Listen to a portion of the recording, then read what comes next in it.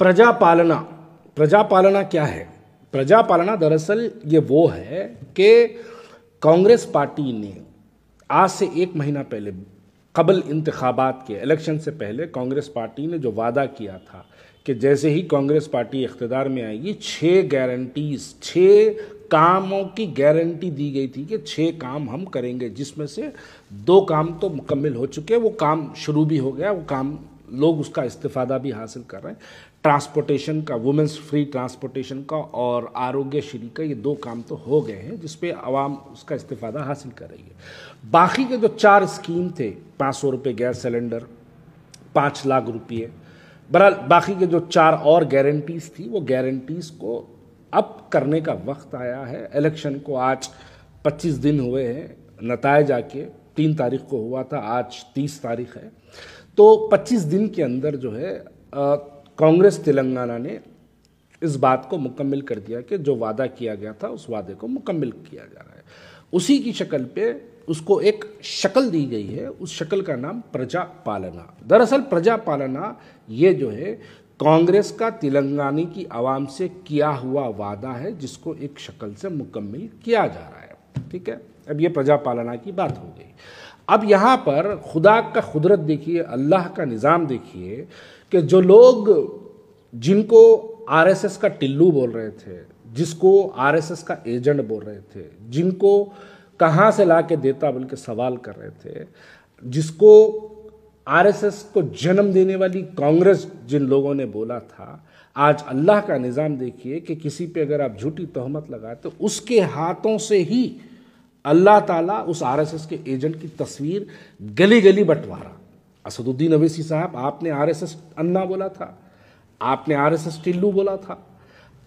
आज देखिए आप खुद वो आरएसएस के एजेंट की तस्वीर पुराने शहर की गली गली बांट रहे हैं।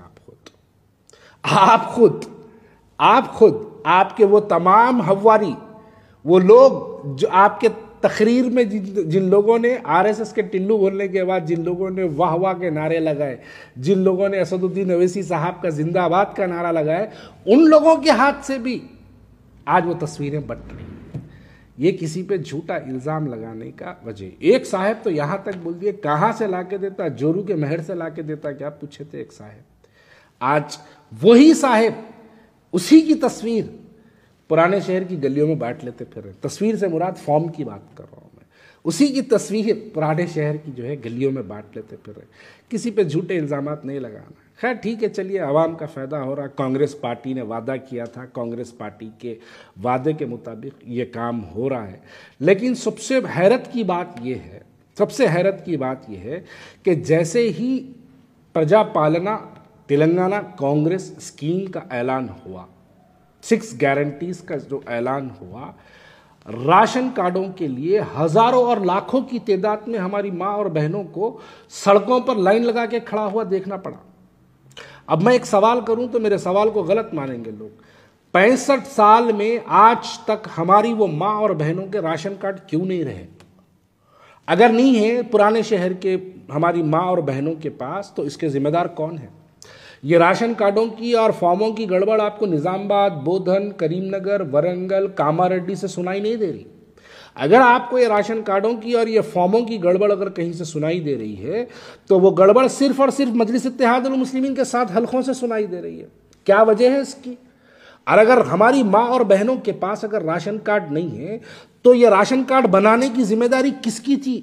और जिसकी थी वो 65 साल से राशन कार्ड बनाने तक का भी महदूद रहा।